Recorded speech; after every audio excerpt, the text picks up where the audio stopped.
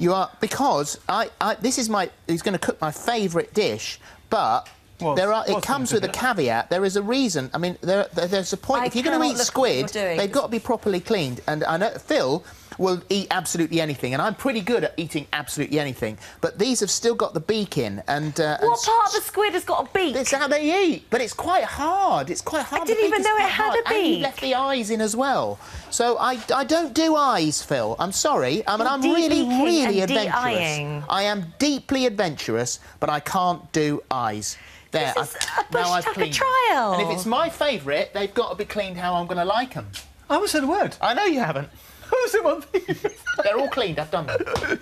What's your hand? See, thank you. There. Well, the point being is that actually baby squid don't need to. Well, if you remember that film I made, where we went to Italy, where the calamari was much bigger than that, I eat the whole thing. Yeah, I don't like ice. I don't like ice. But you know what? That's up to you. If you want it that way, Philip, you can have it that way. Thank you. All right. I'm glad we got that sorted. Let's that sorted out. We're less trouble with your chocolate. Oh, we don't know yet, do we? I don't know what's in it yet. If I find a beak in there. Right. Your favourite dish? Yes. The salt and pepper squid? Yes. Without the beaks? Yes. Yours chocolate fondant? Yes. Right, let's start here. Squid. Here, these are baby squid, and I actually quite like frozen squid. I find that when you defrost them, sometimes they're actually softer. The South Atlantic squid, which I cooked when I was in the Falklands, were fantastic and very, very soft. I like fresh squid because I find if it's frozen, it's not quite as creamy. Fair enough. But that could be the European sort of squid rather than the South Atlantic squid. Quite interesting. But the secret is you've got to get a right coating on it. And I just want to draw your attention to this stuff here. This is the coating I put on beforehand. So we've got a little bit of red chilli. We've got some black pepper. We've got garlic salt and celery salt, which I quite like. But I quite like garlic powder. You can buy it now. It's in granules. It's almost like a... how can I explain it? Almost like a dry roasted garlic flavour. Yummy. Without that acidity. Lovely.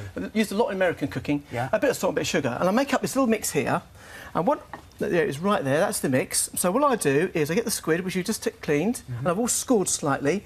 I put a little bit of the dressing onto there, straight into the flour. Oh. Like that. So you're almost coating the dressing underneath. Then you go into milk or water and back into the flour. And then back into the flour. And that's it.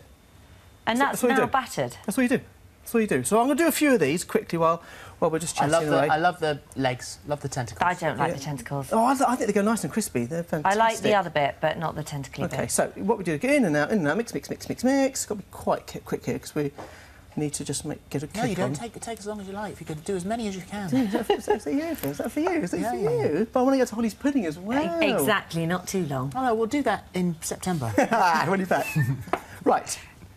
So you've got twice there, and then I've got obviously very hot fat here. I'm just going to lay those into there. Tentacles go in as well. How long will they take to cook? Oh, about a minute. Yeah, really quick. If that. Oh! It does split slightly, so you've got to be slightly careful. But just see that going in. And the quicker you can cook that, the better it is. What you don't want is cold oil, because what happens is it soaks up the fat rather than actually sealing it completely. And as you can see, how long? Already, look at that. Look at that, look.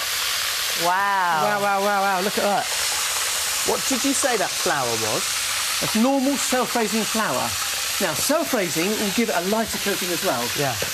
But when we come back to the Holly's pudding, I'm using gluten-free flour, which gives you a softer texture. We'll come on to that in a bit. Now, there, Philip, done.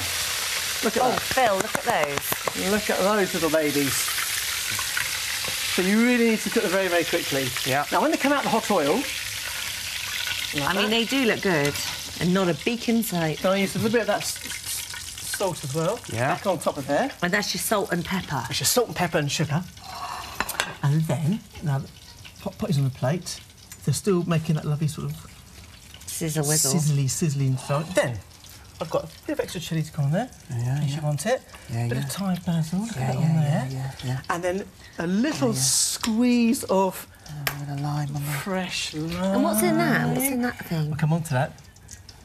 Now, you can have a little taste of that. Be careful it's hot while I talk about a dipping sauce. The dipping sauce is a mixture of chilli, ginger, lemongrass powder, or lemongrass puree, which you can buy now, and a little bit of shrimp paste.